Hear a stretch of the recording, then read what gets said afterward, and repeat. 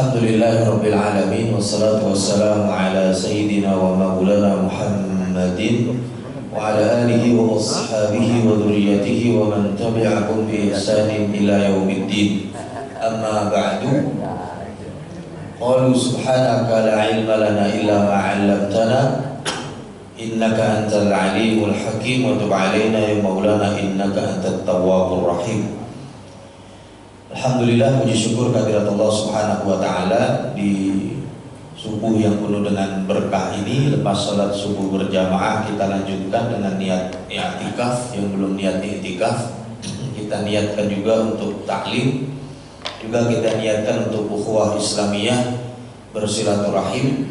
Mudah-mudahan yang kita kerjakan di pagi hari ini bernilai ibadah dan berkah dari sisi Allah Subhanahu wa taala. Amin ya rabbal alamin.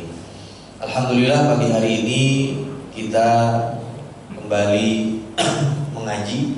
Saya bawa satu tafsir Jalalain, tafsir yang populer di Indonesia, dari mulai Sabang sampai Merauke, di pesantren-pesantren, di pendidikan-pendidikan Islam mayoritas ngaji tafsir Jalalain, tafsir yang ringkas namun penuh dengan manfaat dan dasar-dasar tafsir.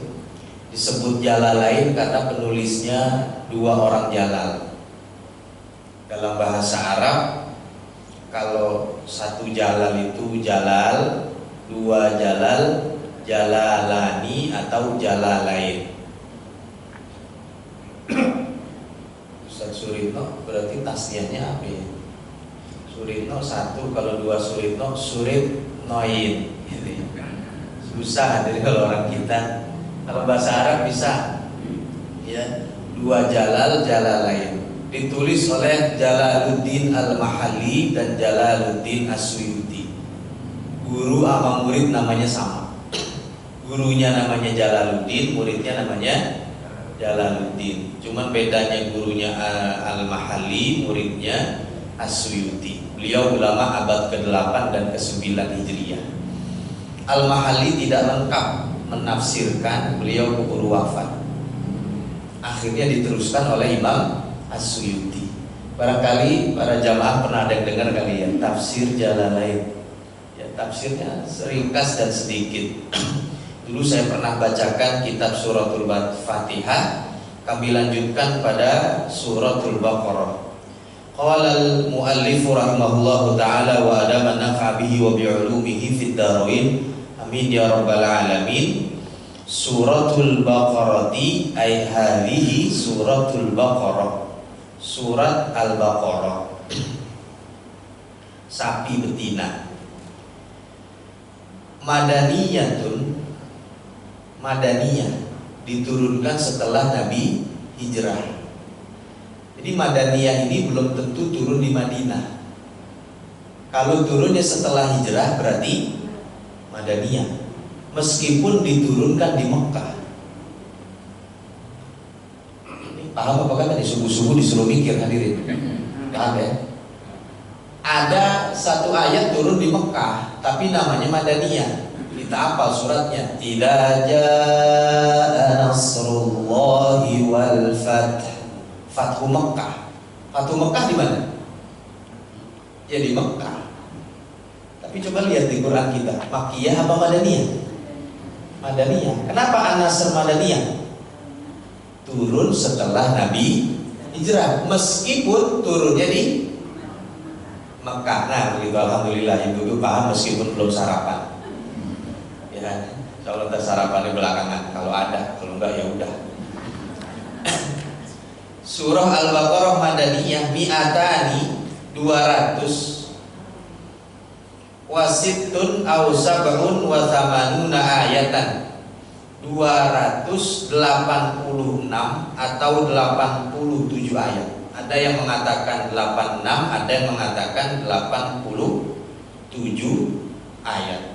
Surah Al-Baqarah. Al-Baqarah ini turun di Madinah sebab awal-awal turun Nabi SAW ketika hijrah mengatakan Al-Baqarah ini pertama kali turun ketika di Madinah. Pendapat pertama. Pendapat kedua bilang bukan Al-Baqarah tapi Al-Mutaffifin. Ada yang mengatakan Al-Baqarah pertama kali turun di Madinah, ada juga yang mengatakan pertama kali turun di Madinah adalah Wailul lil Mutaffifin.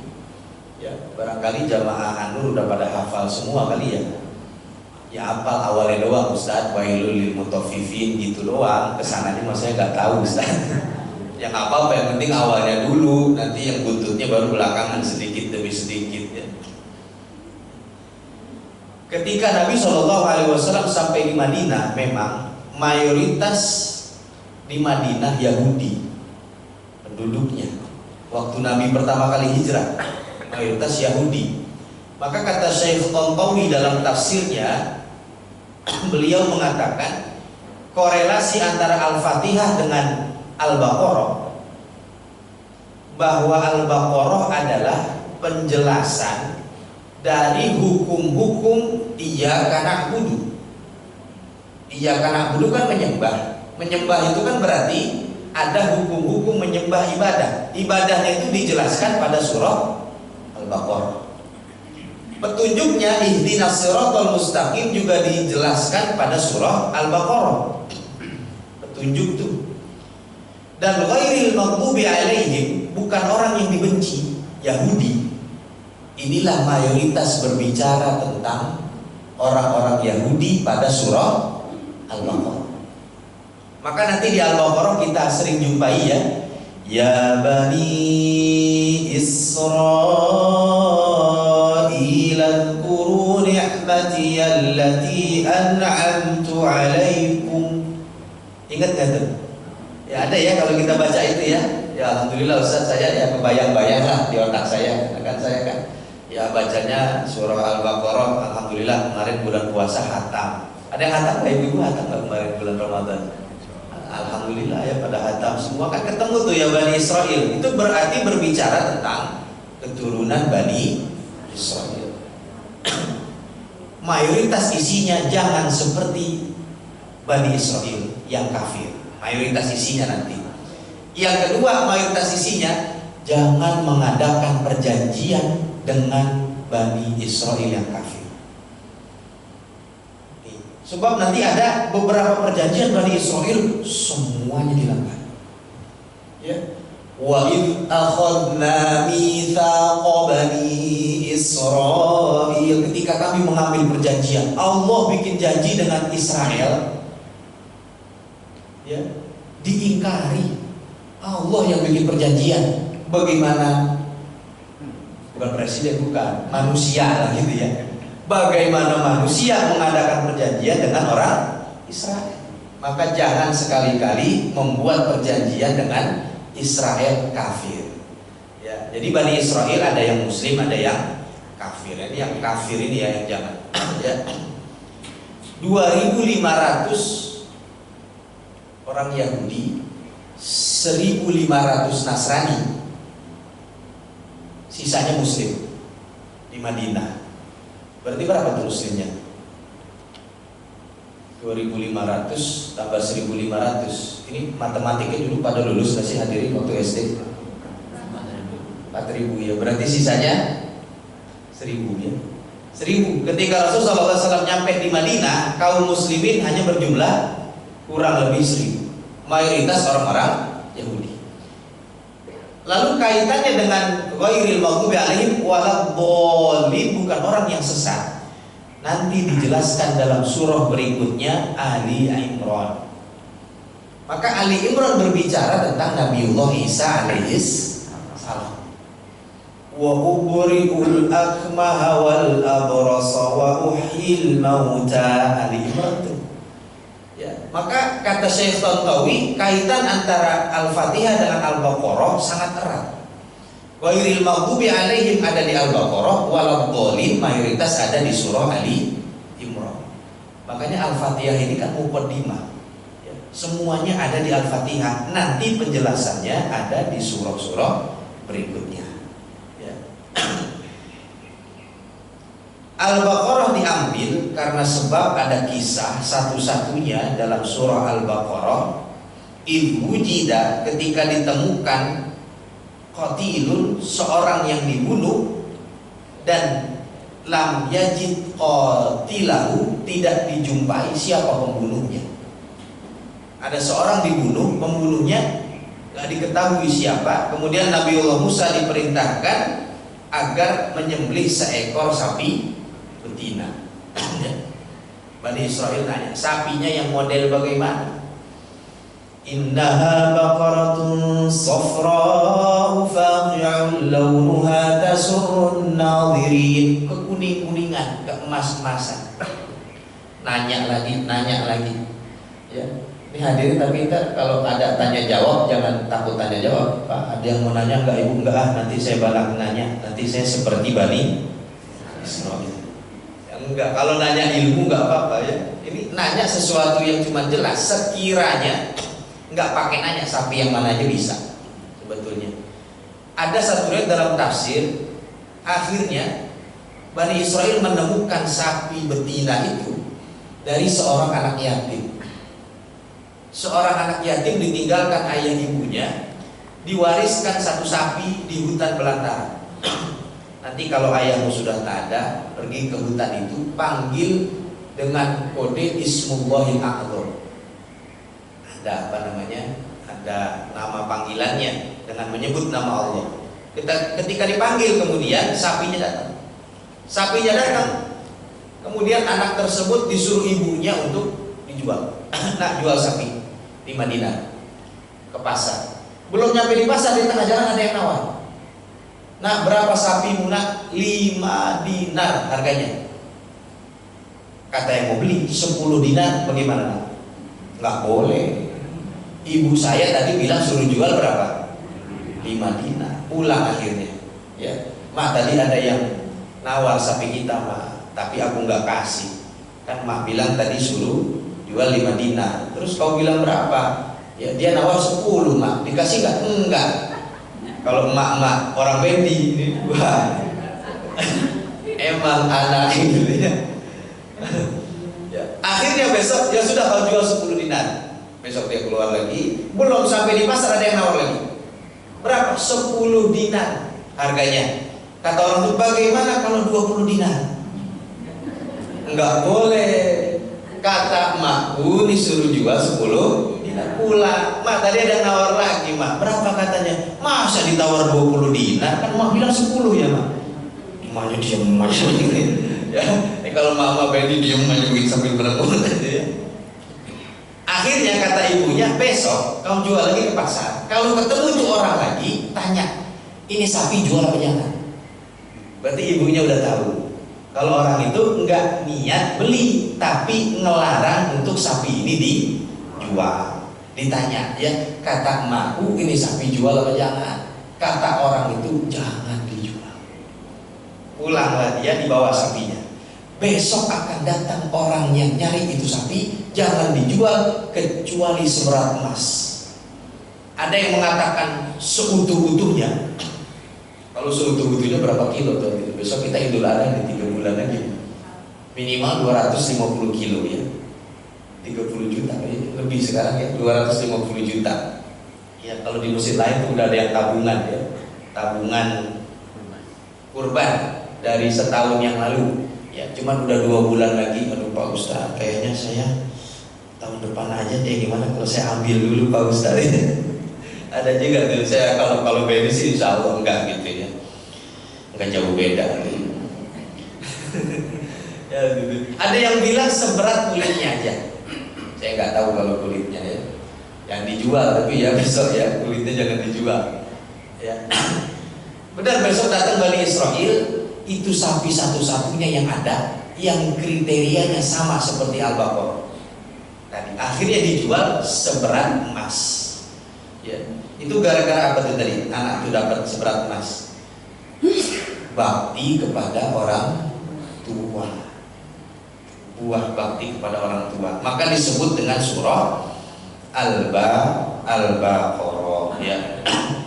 Di antara faidahnya ya, di antara faidahnya Qala Ibnul Arabi, suratul Baqarah fiha alfu amrin, ada 1000 perintah di Al-Baqarah. Wa alfu nahyin, 1000 larangan. Wa alfu hukmin, 1000 hukum. Wa alfu khabarin, 1000 kisah. Banyak berarti hadirin, 1000. Ini kita kalau ngaji sekarang sampai zuhur belum selesai. Ya, kebanyakan 1000. Di antara fadilahnya juga ruwiyah Muslimun, diriwayatkan Imam Muslim. An Abi Hurairah qala Rasul sallallahu alaihi wasallam, la taj'alu buyutakum maqabira. Jangan kau jadikan rumah-rumahmu kuburan. Kecuali rumah Nabi. Kalau Nabi itu di mana beliau wafat dikuburin di situ. Sunnahnya begitu. Rasulullah kan meninggal di atas ranjangnya ya, di kamar beliau. Dikuburkan persis di bawah ranjang, ranjangnya dipindahin, bawahnya jadi kuburan. Cuma kalau orang biasa, ya jangan dikuburin di rumahnya. Saya ikut sunnah Nabi Pak Ustaz. Ya. Nanti mah kalau papa meninggal, ya kuburin di mana papa meninggal? Dia meninggalnya di rumahnya di kamar. Besok dikuburin di kamar, ikut Rasulullah katanya. Begitu besok ada rumah mau dijual, ditawar, wah rumahnya bagus Bu. Coba lihat kamarnya, begitu dilihat buka kamarnya, aduh kuburan dalamnya. Bu, ini kuburan sama suami saya Pak, katanya. Ngajinya ngantuk katanya. Ya lagi ngaji beliau ngantuk, kata Pak Ustadz disunahkan di mana meninggal itu dikubur, tapi dia nggak dengar, khusus bagi Nabi. Kalau bagi kita di kuburan umum. Jangan sampai rumah kita seperti kuburan. Inna syaitana, sesungguhnya syaitan itu yafirru minal baitil ladzi tuqra'u fihi suratul Baqarah. Syaitan lari di rumah yang dibacakan surah Al-Baqarah. Jadi aman dari syaitan. Rumah yang dibacakan surah Al-Baqarah. Tapi suratnya surat terpanjang di Al-Qur'an. Menghabiskan 2,5 juz. Termasuk 7 yang panjang. Namanya As-Sab'ut Tiwal, 7 yang panjang. Al-Baqarah, Ali Imran, An-Nisa, Al-A'raf, 3 lagi Al-Anfal, kemudian At-Taubah, ya. 1 lagi apa tuh? Al-An'am, ya. 7 surat yang panjang dalam Al-Quran, dan yang paling terpanjang adalah surah Al-Baqarah. Rasul Shallallahu Alaihi Wasallam ketika sholat gerhana, salah satu sunnahnya membaca Al-Baqarah. Sholat gerhana, ya. Tapi sholat yang lain jangan hadirin. Ya boleh, tapi jangan semuanya dibaca, ya. Seperti Mu'adz bin Jabal dibaca semuanya, makmumnya komplain semua. Ya, baca Al-Baqarah seluruhnya. Jangankan Al-Baqarah seluruhnya, kita baca 1 lembar aja juga makmum udah pada batuk semua. Dalam hatinya malah lama banget sih gitu. Itu batuk model begitu dalam fikih mazhab Syafi'i batal Bu. Batal. Siapa yang batuk sengaja bukan karena batuk, tapi karena kode untuk imam yang kelamaan, sholatnya batal. Dahum juga sama, tanah nuh. Nggak boleh kita baca gitu. Bismillahirrahmanirrahim. Alif Lam Mim. Begitu maksudnya. Udah dikit aja Pak Ustaz maksudnya. Ya. Baca dari surah Al-Baqarah aman dari syaitan. Bahkan di dalamnya nanti ayat 102 ada satu ayat yang menceritakan kisah pertama kali sihir. Ayat 102. Wattaba'u ma tatlus syayatinu ala mulki Sulaiman. Mereka mengikuti apa yang dibacakan dalam kerajaan Nabi Sulaiman. Maksudnya pada masa kerajaan Nabi Sulaiman. Dikisahkan dulu syaitan itu bisa pergi ke langit yang berlapis-lapis. Dulu syaitan bisa ke atas. Ngapain syaitan ke atas? Langit kan berlapis-lapis ya. Malaikat itu di langit. Syaitan itu bisa ke atas nyuri informasi. Ke langit kemudian nyuri informasi. Diambillah informasi takdir, informasi tentang sesuatu dari langit, dibawalah ke dunia, dicampurkan dengan yang batin. Satu riwayat mengatakan dalam tafsir ditulislah dalam satu buku. tadi itu ya. Tapi sejak Nabi kita Muhammad SAW, setan nggak bisa lebih ke atas. Nggak bisa ke atasnya, Allah jadikan bintang-bintang itu sebagai cambuk. Surah Al-Mulk itu rujuman lisyayatin, apa sebelumnya? Ya. Wa a'tadna lahum adzabas sa'ir. Ya itu dia, tapi awalnya apa hadirin? Ya. Rujuman lisyayatin. Apa itu sebelumnya itu? Ya, emang kalau walaqad zayyana as-samaa'a itu ya.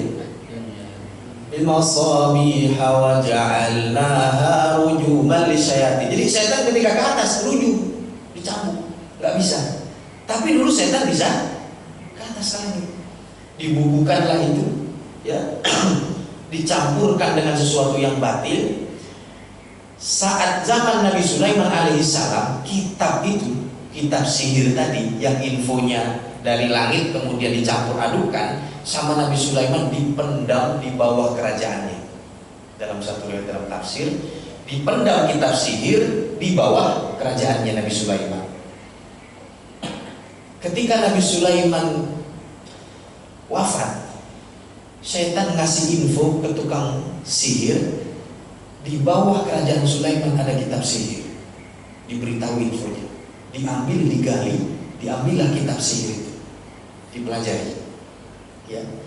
Ada juga riwayat yang mengatakan, cuman ini riwayatnya ada yang mengatakan lebih ke Israiliyat, kisah-kisah Israel. Ketika Nabi Sulaiman sedang mandi, beliau cincinnya dibuka. Ini populer dalam tafsir-tafsir, ya, bukan sekedar dongeng, tapi meskipun ini lebih kisah-kisah yang lemah Israiliyat. Ditaruhlah, dititipkan dengan salah seorang istrinya namanya Aminah, istrinya. Kemudian datanglah setan menyerupai Nabi Sulaiman. Dimintalah cincinnya, sama istrinya dikasih, dikiranya Nabi Sulaiman. Akhirnya ketika kehilangan kerajaannya Nabi Sulaiman selama 40 hari. Selama itulah kemudian kitab sihir tersebut dicuri. Wa ma kafara Sulaiman walakinna asyayatin kafaru yu'allimuna an-nasa as-sihra wa ma unzila 'alal malakaini bi Babil Harut wa Marut. Dan yang diajarkan kepada Harut dan Marut di Babilonia, Irak sekarang ya. Maka Babylon sampai sekarang itu disebut dengan kota sihir di Babilonia, Irak sana ya.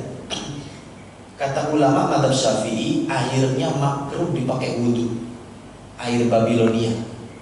Ya, kata ulama madzhab Imam Syafi'i itu ada air yang makruh selain air yang terjemur sangat panas, air sumur Babilonia. Ada air sumur Barhut di Yaman. Ada lagi air di Wadil Muhasir. Wadil Muhasir ini antara Musdalifah dan Mina. Musdalifah, Mina ini masuk tanah haram. Kalau Arafah nggak masuk tanah haram. Arafah itu tanah halal. Orang Quraisy dulu kalau wukuf nggak mau di Arafah. Mereka maunya wukufnya di Musdalifah. Karena menurut mereka Arafah ini masuk tanah halal. Emang masuk tanah halal. Mereka maunya di Musdalifah. Antara Musdalifah kemudian ke Mina itu ada satu lembah namanya Wadil Muhasir. Wadil Muhasir airnya makruh untuk dipakai. Kenapa airnya makruh? Sebab tempat itu bekas diazab. Siapa yang diazab di situ? Raja Abraha. Pasukan apa? Gajah besar itu ya. Ya, dengan gajah impor dari Habasyah, Ethiopia. Punya presiden namanya Bukhtansor. Bukhtansor ini raja di Ethiopia. Ya. Sedangkan Abraha gubernur di Yaman. Itu gajah paling besar, naik kapal laut dari Habasyah dibawa ke Yaman lewat Najran. Najran itu perbatasan antara Yaman dengan Saudi kalau sekarang. Mayoritas di Najran dulu Nasrani. Raja Abraha ini Nasrani. Gajah terbesar itu impor. Tahu siapa nama gajah terbesarnya? Mahmud. Ya. Siapa namanya? Mahmud ya. Gajah besar, nama imut banget Ustaz katanya. Ya emang namanya itu. Ada riwayat mengatakan Mahmud pulang, nggak maju, nggak mau maju di Wadi Muhasir. Mahmud pulang. Ya, itu airnya makruh. Sama seperti tadi air di Babilonia. Apa sihir setan yang paling pertama diajarkan? Ya. Wa ma yu'allimani min ahadin hatta yaqula innama nahnu fitnatun fala takfur fayata'allamuna minhuma ma yufarriquna bihi bainal mar'i wa zawji. Sihir yang paling utama adalah yang bisa memisahkan antara seorang suami dengan istri. Itu sihir yang paling dahsyat. Yang pertama diajarkan di Babilonia, surah Al-Baqarah ayat 102. Yaitu sihir pertama. Apa yang paling terasa? Dengan dimasukkannya al-ghadabah, benci di dalam hati kepada seorang istri. Pokoknya saya Pak Ustaz kalau melihat suami saya bawaannya enak aja Pak Ustaz gitu ya. Wah, itu hati-hati itu. Ya, berarti itu sudah masuk bisikan-bisikan syaitan tadi. Itu salah satunya itu ya. Maka nanti sebelum seseorang membaca satu surah ya, selalu fasta'in billah. Ada 3 model ta'awudz. Ya, ini kita belum baca surah Al-Baqarahnya, baru muqaddimah saja. A'udzu billahi minasyaitonir rajim. Ta'awudz pertama.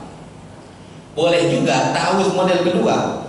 Ini diriwayatkan Imam Ahmad. A'udzu billahi as-sami'il 'alim minasyaitonir rajim. Ta'awudz model kedua. Boleh juga ta'awudz model yang ketiga, diriwayatkan Imam Al-Auza'i. A'udzu billahi minasyaitonir rajim. Innallaha huwas sami'ul 'alim. Kayaknya yang ketiga jarang dengar ya. Yang kita dengar yang berapa? Pertama aja lah ya, paling minimnya pertama aja. Yang kedua ada juga yang baca ya, a'udzu billahi sami'il 'alim minasyaitonir rajim. Ya, yang lebih bagus memang ngaji itu kita bertambah. Ya, kalau dalam mazhab Imam Syafi'i dulu kan kita kalau ngaji bab sholat itu kan populer ya Allahu Akbar kabira doa iftitah ya. Alhamdulillahi katsira subhanallah bukratan wa asila.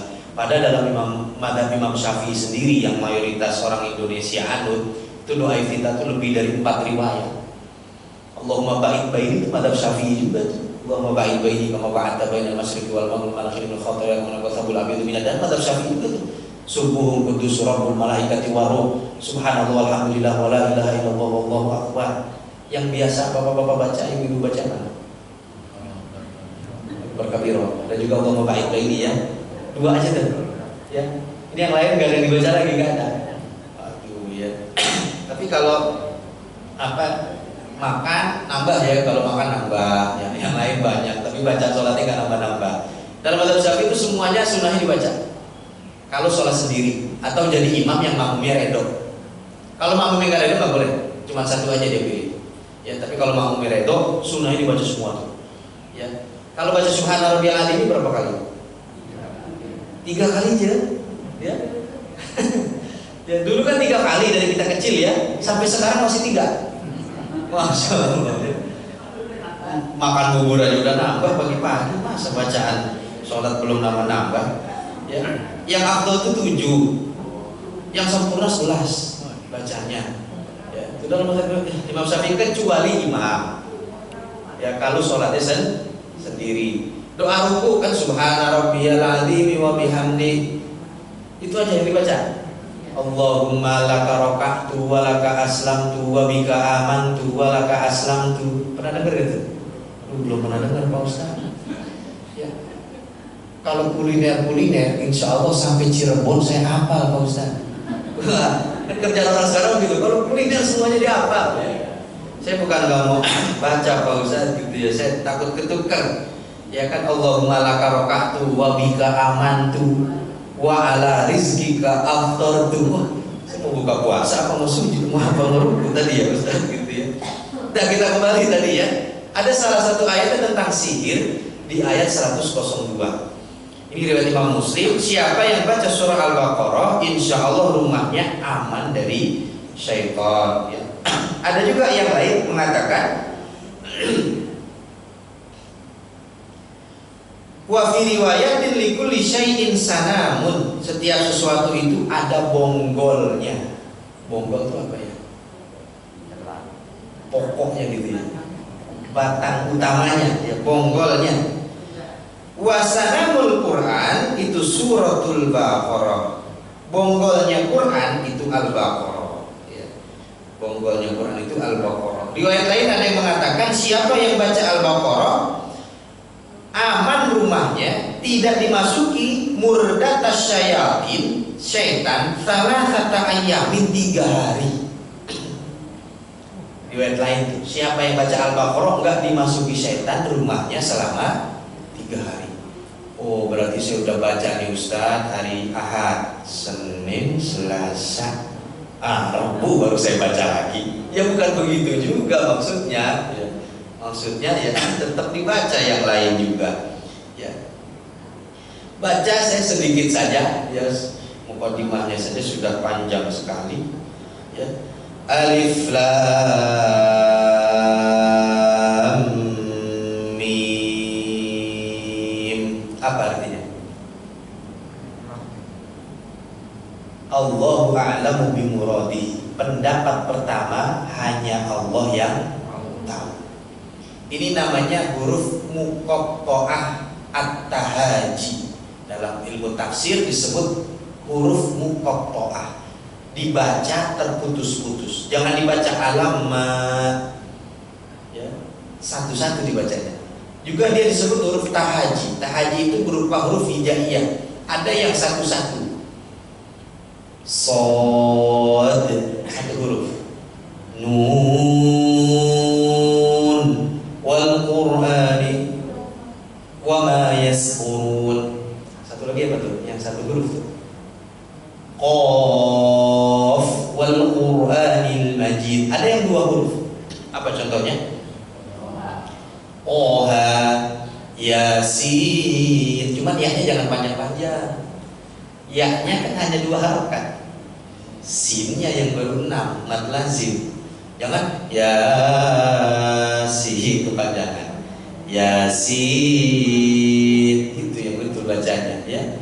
Oha, Hamim. Ada yang 3-3. Alif Lam. Ada nggak yang 4? Ada yang 4. Alif Lam Mim Ra Shad. Ada yang 5? Ada yang 5. Hamim Ain Sin Qaf 5. Kaf Ha Ya Ain Shad 5. Yang 6 ada? Gak ada, ya 5 aja udah, jangan banyak-banyak ya. Ini namanya huruf tahaji. Kata Syekh Izzuddin, dikutip dari Syekh Tantawi, huruf tahaji ini lihatlah dalam Al-Quran, dalam huruf tahaji, meskipun satu huruf dia bernilai mukjizat yang sangat tinggi. Apa nilai mukjizatnya? Kita lihat sampai sekarang, meskipun 1, 2, 3 huruf itu nikmat luar biasa. Bismillahirrahmanirrahim. Alif Lam Mim. Enak nggak hadirin dengerin? Enak. Yang satu lah, jangan yang 3. Ya, Bismillahirrahmanirrahim. Nun wal qalami wa ma yasqurun. Enak kita dengarnya. Kata Quran, kalau ini bukan bernilai mukjizat, tolong datangkan 1 surah atau 1 ayat. Fa'tu bi suratin. Tolong buat 1. Jangankan 1 surat, bagi orang Indonesia 1 ayat. Jangankan 1 ayat, 1 huruf tolong buat semisal Al-Quran. Coba dah, bikin dengan huruf yang lain. Kan hijaiyah 28 ya. Coba bikin yang lain. Mau huruf apa ibu coba? Ba misalnya. Bismillahirrahmanirrahim. Ba. Enak gak? Coba bikin 3. Ini mukjizatnya nih. Meskipun cuma berapa? 1, 2, 3 huruf. Coba bikin yang 3 huruf. 2 huruf udah coba bikin. Bismillahirrahmanirrahim. Bata. Toha, Yasin, itu bernilai mu. Wa in kuntum fi raibin mimma nazzalna ala abdina fa'tu bisurah. Kalau ragu tolong buat yang semisalnya. Jangan panjang-panjang satu surat.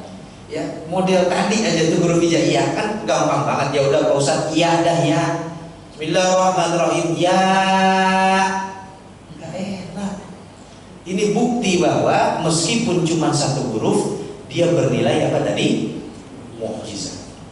Pendapat pertama katakan Allahu a'lamu bimuradihi bidzalik. Allah yang tahu maknanya. Ini pendapat pertama. Pendapat kedua, ulama tafsir boleh jadi mengetahui maknanya tapi secara dhanni. Ada bisa diketahui maknanya. Ulama berbeda pendapat. Ada yang mengatakan alif lam mim ini nama surah itu.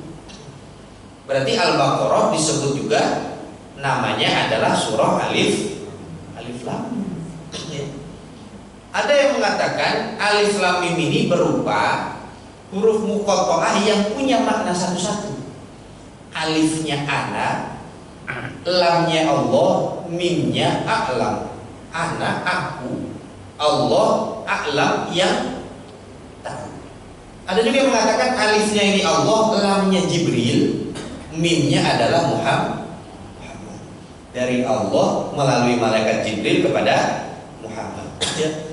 Imam Jalaluddin As-Suyuti wafat 911 Hijriah. Beliau seorang pakar ulama Al-Quran, punya kitab namanya Al-Itqan fi Ulumil Quran. Beliau mengatakan hampir 20 makna lebih dari alif lam mim. Ini bagi yang berpendapat pendapat kedua tadi. Tapi kita ambil pendapat yang pertama, Allahu a'lamu bimuradihi. Allah lah yang lebih tahu tentang apa makna daripada aslinya. Boleh kita sambung dengan Al-Fatihah membacanya. Al-Jam'u bil basmalah.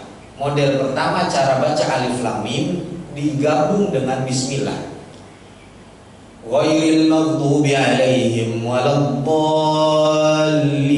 Bismillahirrahmanirrahim. Alif lam mim. Boleh baca begitu. Cara bacaan yang kedua, qat'ul jam'i, dipotong. Waladdallin, amin, bismillahirrahmanirrahim, alif lam mim, gitu, dipotong semuanya. Ya. Atau juga qat'ul awal wa waslu tsani. Yang pertama dipotong, yang kedua digabung, boleh. Waladdallin, potong. Amin. Yang kedua digabung, bismillahirrahmanirrahim, alif lam mim, boleh. Ya. Boleh juga waslul jami, digabung semuanya, model yang tadi. Ada juga qiraat yang lain, ya, digabung tanpa bismillah. Ini qiraat Hamzah dan Khalaf, digabung tanpa baca bismillah. Bagaimana jadi bacanya itu? Ghairil maghdubi alaihim waladdallin, alif lam mim, gitu. Digabung tanpa pakai bismillah. Riwayat Warsh, Abu Amr dan Ibnu Amir, boleh juga salah satu riwayatnya digabung dengan saktah, 2 ketukan. Digabung dengan saktah 2 ketukan. Ghairil maghdubi alaihim waladdallin, alif lam mim. Nafas saya nggak sampai hadirin, panjang banget. Ya, suruh berhenti lagi 2. Itu modelnya. Ini kalau kita dengar mungkin kori-kori kita ada yang baca model begitu tadi ya. Dan terutama yang nafasnya panjang-panjang gitu ya. Nafasnya panjang-panjang. Ya. Wallahu a'lam bishawab. Alhamdulillah kita sampai pada 1 ayat saja, hanya alif, lam dan mim saja serta muqaddimah suratul Baqarah. Memang kalau kita berbicara tentang tafsir, itu ilmu Allah sangat luas. Kita baru masuk muqaddimah saja sudah hampir 1 jam. Kitab-kitab tafsir ini baru tafsir muqaddimah. Tafsir Jalalain enggak, paling 1 jilid. Kadang tafsir ada yang sampai 30 jilid. 30 jilid. Kita yang 1 jilid 30 juz. Ya baru kita mulai dari basmalah, ta'awudz serta alif lam mim saja. Itu ilmu Allah begitu sangat luas ya. Di rumah saya itu ada 10 jilid, 15 jilid, 30 jilid sampai tafsir itu ya. Kalau orang ngaji 1 cabang saja, kata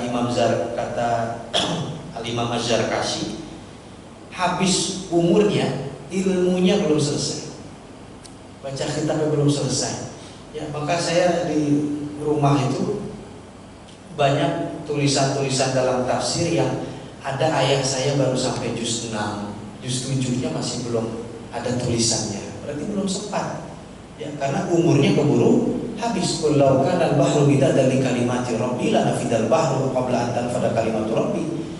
Laut jadi tintanya, ranting-ranting jadi penanya, jadikan tinta pulpen ditulis ilmu Allah, dikuras lagi lautnya, diambil lagi sebagai tintanya, itu masih belum cukup ya, masih belum cukup. Insya Allah jadi mukaddimah, mudah-mudahan semangat kita untuk mengaji ilmu Allah yang begitu luas dari karya-karya para ulama. Wallahu a'lam bishawab. Ada pertanyaan silakan. Baik, hadirin yang dirahmati Allah Subhanahu wa taala, demikian kita sudah mendengarkan kajian pada kesempatan pagi hari ini yang mengangkat tema daripada mukaddimah atau tafsir daripada Al-Jalalain. Karena itu kepada jemaah sekalian yang mau bertanya tentang hal yang tadi sudah dijelaskan, silakan, maupun bisa bertanya dengan hal yang lain, silakan. Bapak Ibu silakan yang mau bertanya. Ada dari ibu-ibu? Kalau tidak ada mungkin saya mengawali untuk pertanyaannya. Di awal tadi disebutkan bahwa setan itu takut atau enggan bagi rumah yang dibacakan surat Al-Baqarah. Ini maksudnya surat Al-Baqarah seluruhnya atau seutuhnya atau bisa sebagiannya? Terima kasih. Bismillahirrahmanirrahim. Hadisnya saya ulang bacakannya ya, saya ulang bacakannya. An Abi Hurairah radhiyallahu anhu, alladzi tuqra'u fihi suratul Baqarah, rumah yang dibaca di dalamnya surah Al-Baqarah. Kalau redaksinya suratul Baqarah berarti indikasi kuatnya adalah seluruh suratnya ya. Kecuali redaksi hadisnya ya, yafirru minal baiti, sesungguhnya setan itu lari dari rumah, alladzi tuqra'u fihi ayatul Baqarah. Nah, kecuali begitu ya, ini kan surah bukan ayat redaksinya ya. Tapi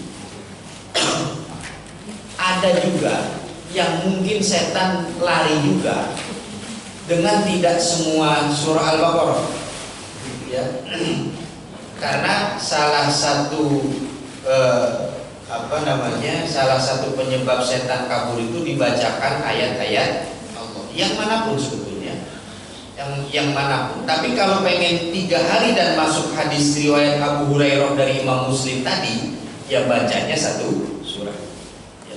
Tapi setan tetap kabur. Tapi wallahu a'lam, apa cuma sejam 2 jam atau seperti setan khanzab. Kalau azan kan setan khanzab itu kan kabur, terkentut-kentut, patah-patah tulangnya. Begitu komat, balik lagi kan? Balik lagi ke setan khanzab. Ya, kan bikin kesal kita hadirin, setan khanzab. Melupakan yang ingat, mengingatkan yang lupa. Mestinya kita lupa di luar sholat, dalam sholat malah kita ingat. Meskinya kita ingat rakaat sholat, malah kita lupa bilangan rakaat sholat. Maka bapak-bapak kalau kunci mobil, kunci motor nggak ketemu, sholat aja pak. Ketemu dah. Tapi yang ingetin siapa tuh Ustaz? Berarti setan ingetin. Berarti kita minta tolong sama setan tadi. Jadi riwayat yang lain ada beberapa ayat itu juga dia sebagai amin minasyaiton. Tapi kalau pengen dapat fadilah yang hadis ini, yang 3 hari bacanya harus 1 surah. surat. Bukan berarti kalau baca sebagian setan yang nggak kabur, kabur juga. Seperti ayat kursi, yaitu kan apa namanya amin dari setan juga ya. Tapi Pak Ustadz, saya pernah waktu saya ada orang kesurupan, ya, saya bacain ayat kursi, itu malah yang kesurupannya lebih fasih dari saya, Ustadz. Bukannya dia kabur, Ustadz, katanya, malah bacaan saya dibenerin sama dia. Ya, itu ikhfanya kurang tuh ikhfanya, katanya. Ini kan, karena kan jin kan umurnya kan 1000 tahun lebih ya.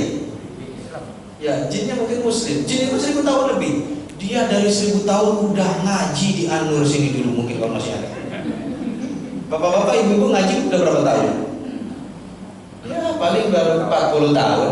Itu pun ngajinya seminggu sekali, seminggu 2 kali. Maka jangan heran kalau banyak jin lebih fasih dan lebih hebat. Itu ibu atau bapaknya yang hatinya kurang yakin. Sebetulnya dengan bismillah aja, kalau keyakinan kita luar biasa, bismillah luar biasa, ya, luar biasa dengan bismillah. Tapi kan kadang kita, mulut kita Allahu la ilaha illallah, hati kita ragu, saya takut. Emang kalau belum ada gitu ya, bapak biasa-biasa aja, ibu nggak ngalamin. Ya coba besok, ya ada yang kesurupan gitu ya, mana orangnya datang, begitu pasti buka matanya mendelik, ibu malah takut. Mulutnya baca Allahu la ilaha illallah, tapi hatinya takut, dia jelas ya. Malah pinteran jin sama setannya daripada kita, kurang keyakinan kita. Kalau iman kita kuat, keyakinan kita kuat, jangankan tadi satu surat, ya satu ayat, kita bismillah aja juga setan udah kabur, Tapi kalau pengen dapat fadilah yang dalam hadis, dikatakannya tadi siapa yang baca satu surat Al-Baqarah, itu kalau pengen dapat. Tapi bukan berarti gak ada fadilahnya kalau baca sebagian ayat. Apalagi awal ayat Al-Baqarah itu fadilahnya banyak. Awal ayat Al-Baqarah. Bahkan kata ulama qiraat itu ulama ahli Quran. Kalau khatam Quran jangan sampai An-Nas. Kata ulama ahli qiraat Quran, mereka itu kalau khatam minal jinnati wan nas. Biasa kan ada yang doa tuh ya.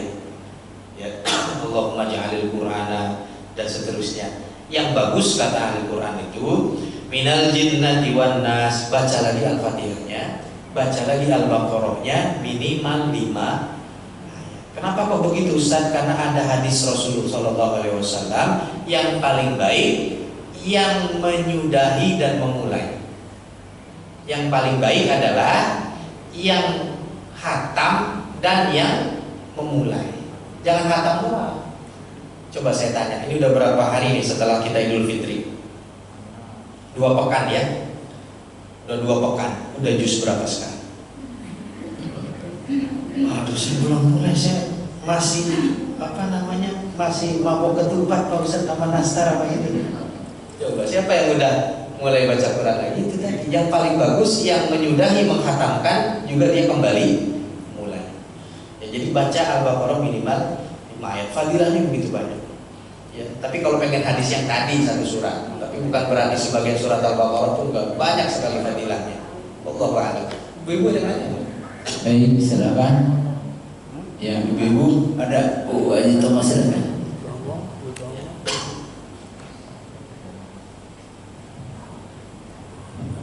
Assalamualaikum warahmatullahi wabarakatuh. Waalaikumsalam warahmatullahi wabarakatuh.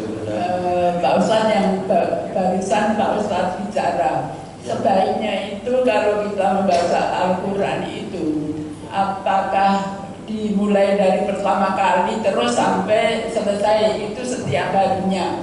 Apakah boleh juga kalau kita kan suka ada surat-surat yang populer, umpama Yasin, kemudian Al-Kahfi, Ar-Rahman, Al-Waqi'ah. Itu apa itu juga harus diprioritaskan atau yang benar yang mana di antara kedua itu? Assalamualaikum warahmatullahi wabarakatuh. Waalaikumsalam warahmatullahi wabarakatuh. Jawabannya alhamdulillah sangat mudah kita kerjakan. Yang paling benar adalah dua-duanya kita baca. Kita mulai punya bacaan tersendiri, dari mulai Al-Fatihah, Al-Baqarah seterusnya sampai khatam. Di satu sisi kalau kita ketemu misalnya hari Jumu'ah, kita membaca Al-Kahfi, juga sebagian membaca surah Yasin, silakan.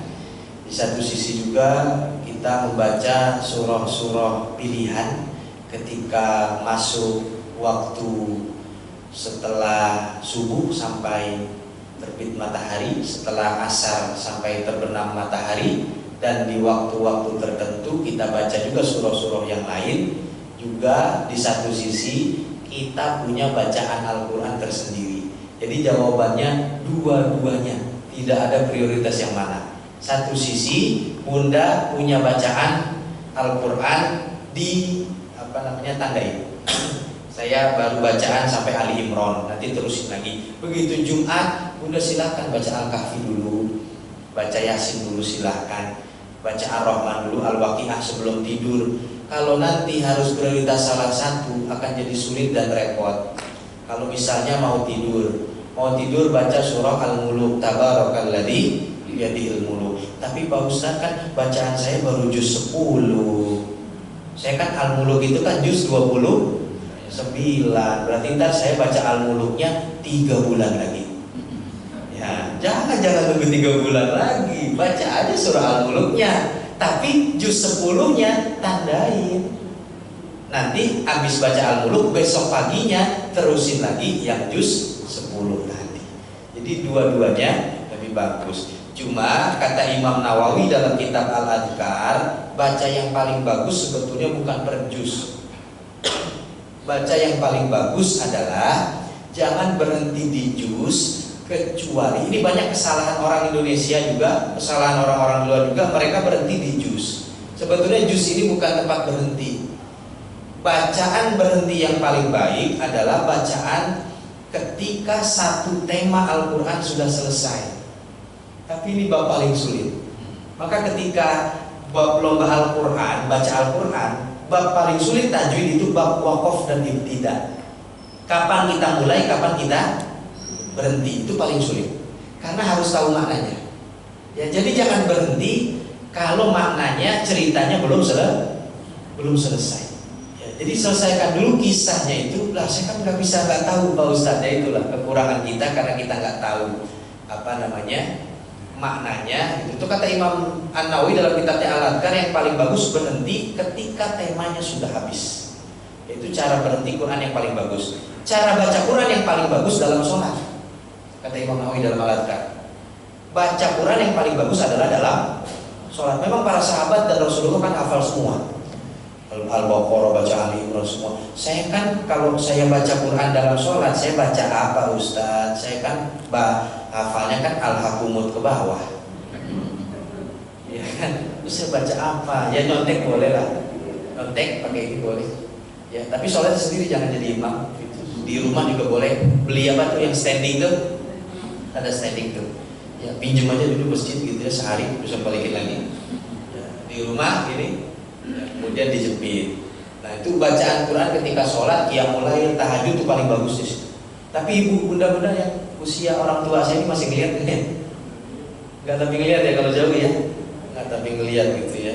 Jadi kalau yang mungkin masih agak muda-muda masih ngeliat nih, ya bangun malam qiyamul lail, kemudian pegang di sininya. Bismillahirrahmanirrahim. Innal ladzina kafaru sawa'un 'alaihim anzartahum am lam tunzirhum la yu'minun. Istrinya di kamar dulu, Masya Allah, suami saya sholat tahajud ya, bacaannya Al-Baqarah lagi, hafal Quran tadi suami saya tuh. Begitu pas keluar, ya nyontek ternyata ada contekannya gitu ya. Tapi kalau nyontek jangan lupa dijepit. Jadinya nih, apalagi jadi imam tuh kan suka ada di depan tuh ya, jangan lupa dijepit. Karena nanti biasanya di mimbar itu kan ada AC, 1 PK tuh, atau ada kipas angin. Ya begitu pas dia baca, innal ladzina kafaru sawa'un 'alaihim anzartahum, kena. Ya. Bismillahirrahmanirrahim. Qul huwallahu ahad. Kata makmumnya itu aslinya keluar tuh, kalau pengen tahu aslinya tadi itu. Boleh nyontek nggak apa-apa, tapi jangan sering-sering. Ya, menyelisihi yang lebih utama, khilaful aula namanya. Yang lebih utama adalah sholat dengan tanpa nyontek. Kenapa kondisi yang utama? Karena Nabi dan para sahabat nggak pernah nyontek. Kan mushaf juga belum ada. Mushaf itu kan ada di zaman Utsman bin Affan. Itu yang terbaik bacaan Quran Bunda. Selebihnya bacaan Quran yang terbaik bisa dibaca dalam kitab Al-Adhkar An-Nawawi dalam bab Adabu Tilawatil Quran, yaitu kapan mulai baca yang terbaik. Kalau bacaannya mulainya maghrib, khatamannya kapan? Bagaimana cara khatamannya? Berapa kali minimal khatam? Salafus soleh maksimal 2 bulan. Kalau nggak salah, coba nanti dicek lagi Al-Adhkar. Jangan sampai yang udah lancar Quran itu terutama, jangan sampai khatam Quran lebih dari tidak khatam Quran lebih dari 2 bulan. Kalau mau ikut salafus soleh, ada yang sebulan sekali, ada yang seminggu sekali, ada yang seminggu 3 kali, ada yang sehari sekali, ada yang sehari 3 kali. Kayak minum obat. Ibu-ibu, bapak-bapak, milih yang mana nih? Jangan setahun sekali, nggak ada pilihan yang setahun sekali. Nah dia, yang minimal udah 2 pekan mulai lagi baca Qurannya. Nanti kalau pengen tahu kriteria SOP yang terbaiknya, kitab Al-Adhkar murah 50.000. Ya terutama bunda-bunda ini dan orang tua kami yang sudah sepuh, itu apa yang sudah kita baca mulai dari tidur sampai tidur lagi. Kitab itu sangat bermanfaat. Imam Nawawi tulisannya, kitabnya Al-Adhkar. Kalau mau tidur bacaannya apa aja? Kita kan cuma baca apa? Bismillahirrahmanirrahim. Orang udah main tidur aja. Banyak tuh kalau terbangun malam hari apa yang dibaca. Terus tuh ya. Kalau misalnya sebelum subuh apa yang dibaca, setelah subuh apa yang dibaca, bacaan Quran bagaimana bagus bacaannya, kapan dibacanya yang terbaik, bagaimana bacanya, kitab Al-Adhkar. Terjemahannya sudah banyak, 60.000 di toko oranye atau di toko hijau. Ya tahu nih, ya orang tua kami tahu nggak di toko hijau atau toko oranye? Ya bunda tahu nggak toko oranye atau toko hijau?